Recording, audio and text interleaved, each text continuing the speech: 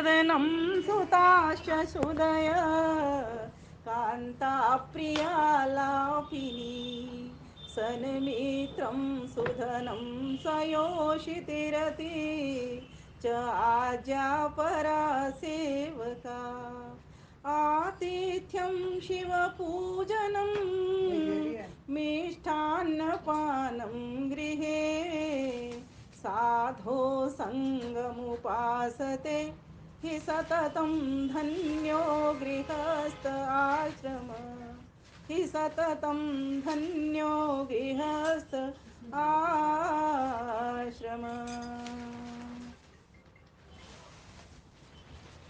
प्यारे भैया एवं माता जी एवं सभी बच्चों,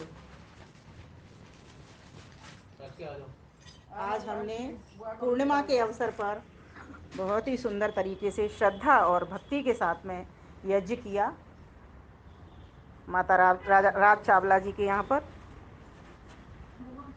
परमात्मा की ऐसी कृपा है कि मुझे भी आज यहाँ पर सौभाग्य की प्राप्ति हुई है और हम चाहते हैं कि इस परिवार की खुशियाँ दिनों दिन बढ़ें। आत्मा तो आती है और चली जाती है, इसका ना जन्म होता न इसकी मृत्यु होती। ये तो संयोग का नाम जन्म है और वियोग का नाम मृत्यु है, यह हम सभी जानते हैं। और किसी का संबंध किसी भी आत्मा से कभी होता है, किसी का संबंध किसी आत्मा से कभी होता है। इस प्रकार का यह चलन संसार में देखने में मिल ही रहा है और रोज आती जाती दुनिया को देख रहे हैं।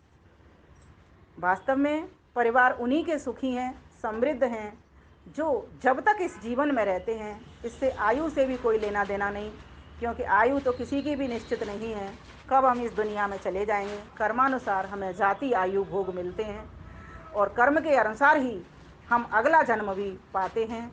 और अगर हमारे निष्काम कर्म और शुद्ध भक्ति उपासना होती है तो हम मोक्ष की भी प्राप्ति कर जाते हैं। हम चाहते हैं कि हमारा परिवार सुखी हो, समृद्ध हो, हर प्रकार की खुशियाँ उसमें आएँ।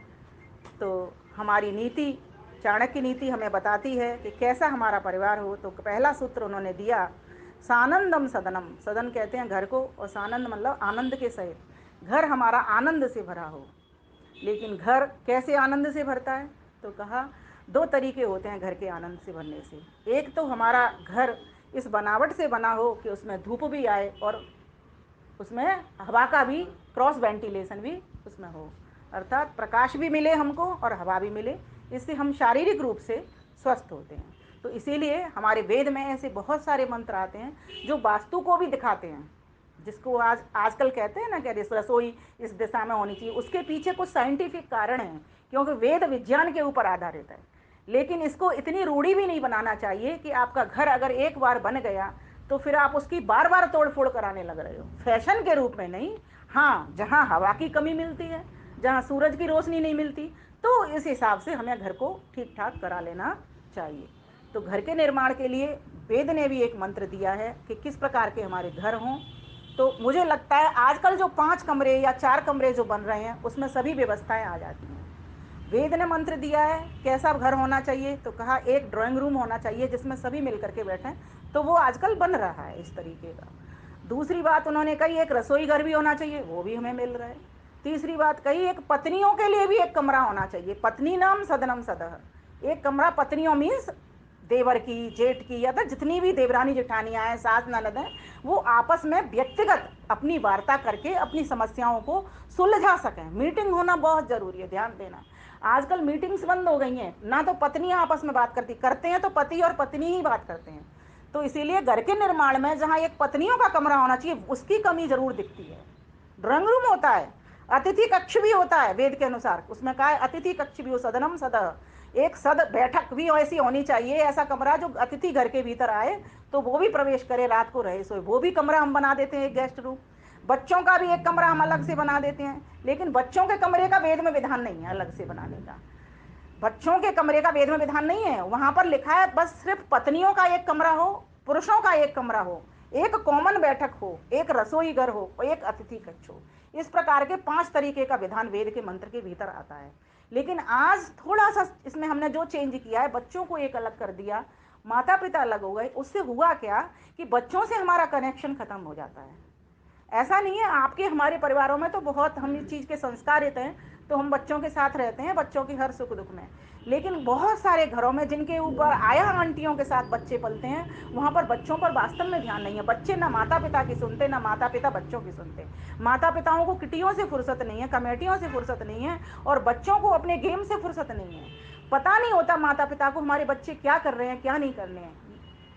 तो कहने का भाव यहाँ पर, घर के भीतर अगर सुख हम चाहते हैं, शांति हम चाहते हैं, तो हमें वेद के अनुसार अपने जीवन को बनाना होगा। जैसी व्यवस्था उन्होंने की है कि हमारा एक कमरा किस किस का कमरा होना चाहिए, तो इस प्रकार से हमें ध्यान देना चाहिए। तो ये तो रही शारीरिक स्वास्थ्य की बात। अब दूसरी बात वेद ने कह दी, अगर घर के भीतर तनाव है, लड़ाई है, झगड़ा है, क्रोध है, एक दूसरे का ध्यान नहीं देते हैं, है ना, सहन शक्ति नहीं है, धैर्य नहीं है, तो भी घर में शांति नहीं रहेगी।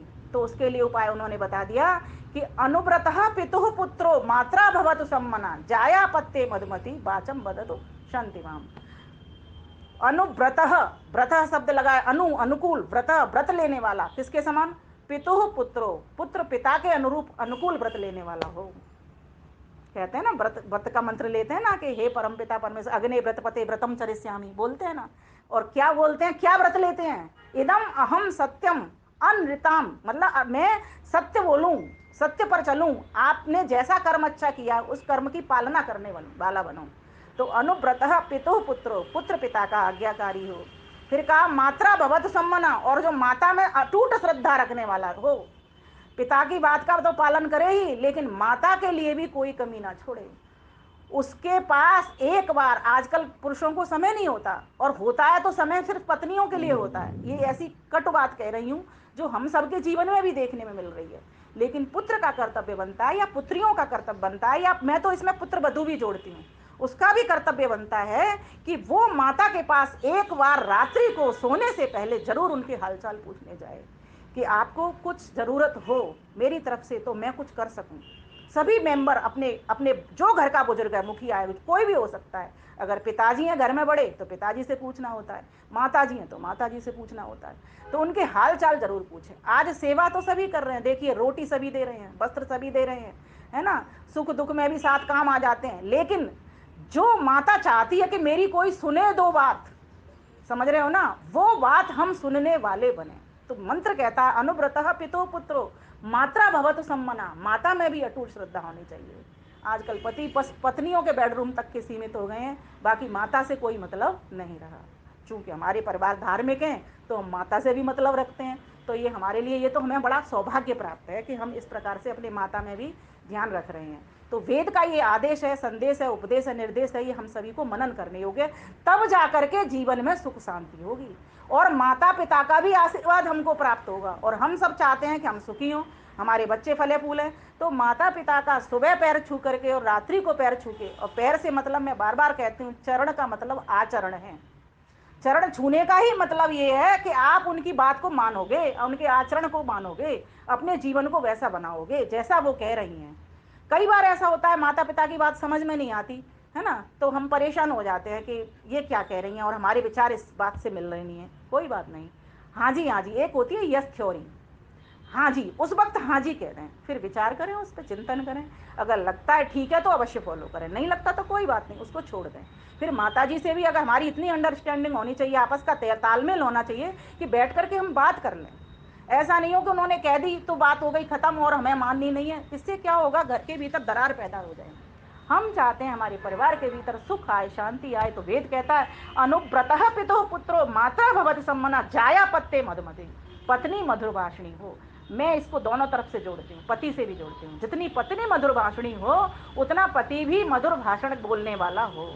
पत्नी से उल्टे शब्दों का, उल्टे सीधे शब्दों का कभी भी संबोधन करके या किसी भी तरीके से, चाहे कितनी भी गुस्सा क्रोध आ रहा हो, उल्टा सीधा कभी भी ना बोले। परिवार में वो भी एक अशांति का कारण, झगड़े का कारण बन जाता है। और पत्नी स्वयं भी पति से अच्छा व्यवहार करे, मीठा व्यवहार करे, और घर के सब सदस्यों से, अपने देखिए अपने बच्चों से तो सभी करते हैं व्यवहार, झगड़ा जहां होता है वहां सास ननद से होगा या पति से होगा। ज्यादातर झगड़े जो एकाकी परिवार हो गए हैं उनमें सास ननद तो मिलती नहीं इतनी, तो किन से होता है, पति से हो लेता है, बात खत्म हो लेती है। लेकिन ये ठीक नहीं, ये व्यवहार ठीक नहीं है, ये दुख का कारण कहीं ना कहीं बनता है, और बच्चों पर, आगे आने वाली संतति पर इसका असर जाता है। तो कहा अनुव्रतः पितु पुत्रो मात्रा भवत सम्मना जाया पत्ते मधुमती बाचम बदतु शांतिमाम। ऐसी हितकर मीठी सत्य प्रिय रुचकर वाणी बोले कि जिससे घर का माहौल बने, ना कि घर का माहौल बिगड़े। परस्पर हमारा सबका वार्ता व्यवहार। वेद कितने कितने सुंदर मंत्र हैं। मेरे को तो मैं पढ़ते पढ़ते सोचती हूँ ईश्वर ने कितना हमारे ऊपर उपकार किया है। मधुमन में निक्रमणम मधुमन में परायणम वाचा वदामि भदुम वाचा वदामि मधुमत भूयासम मधु संदृशः भूयासम मधु संदृश। मधुर मिलन बिछुड़न मधुर वाणी मधुर व्यवहार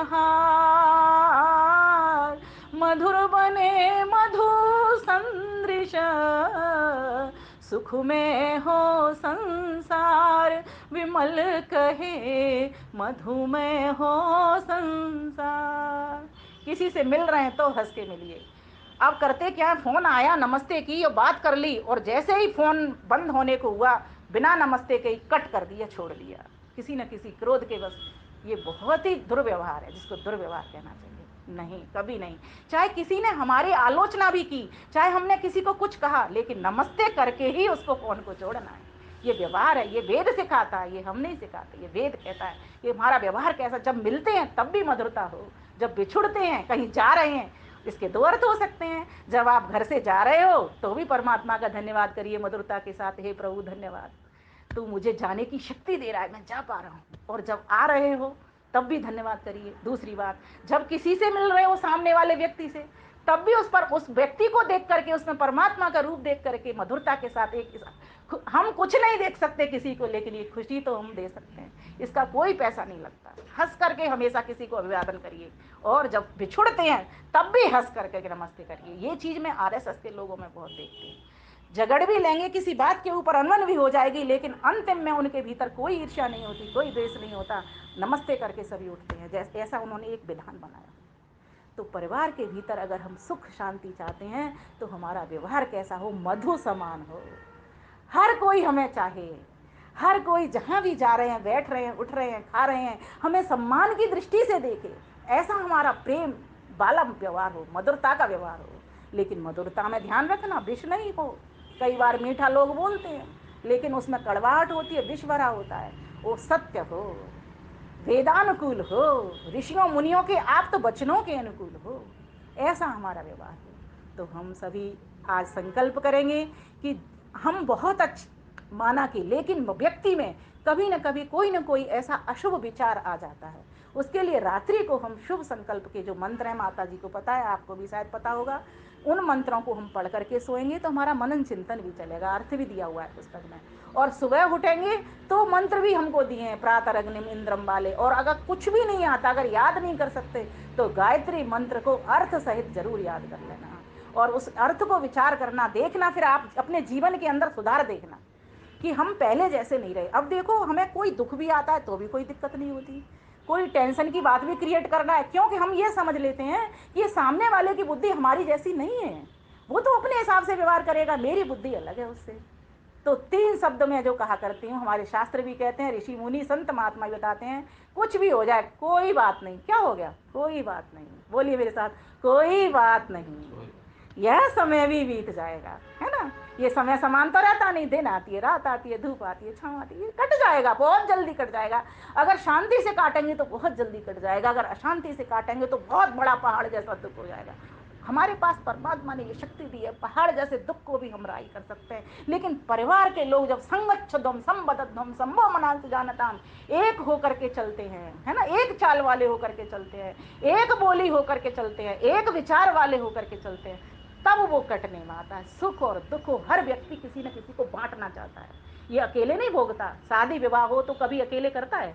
नहीं करता, क्योंकि वो देखता है कि सभी को खुशी दूंगा तभी मेरी खुशी बढ़ेगी। दुख आता है तब भी अकेला नहीं कटता, तब भी 10 लोगों को चाहता है कि मेरे पास मिलने वाले आए, तब जाकर के उसका दुख भी हल्का होता है। सुख दुख एक सामाजिक व्यवस्था है, और इस सामाजिक व्यवस्था ये हमारे अंतर मन से क्रिएट होती है। अगर हमारे मन के भीतर ऐसे शुभ विचार आने वाले हो जाएं, वेद के समीप बैठने वाले। एक मैं सभी को कहा करती हूँ कि एक वेद मंत्र अर्थ सहित डेली पढ़ो। अगर जिसके भी जीवन के भीतर वेद आ जाता है, उसके परिवार में हजारों दुख आ जाए, फिर भी उसको दुखों की प्रतीति नहीं होती। वो परमात्मा हमारा रक्षक है, मैं उसकी गोद में बैठा हुआ हूँ। जैसे एक बालक अपने माँ की गोद में बैठ करके अमृत का पान करता है, और अमृत का पान करते हुए वो इतनी सारी अतुलित शक्ति परमात्मा की प्राप्त कर लेता है कि अब उसे कहीं भी किसी भी ठोकर, और उसको पता है, पहले से तैयार रही है कि हमारे साथ ये भी हो सकता है, वो भी हो सकता है, ये भी हो सकता है, वो भी हो सकता है। किसी से हम बिछुड़ भी सकते हैं, किसी से हमारा संयोग भी हो सकता है, कुछ भी इस संसार में हो सकता है, कुछ भी इस संसार में असंभव नहीं है।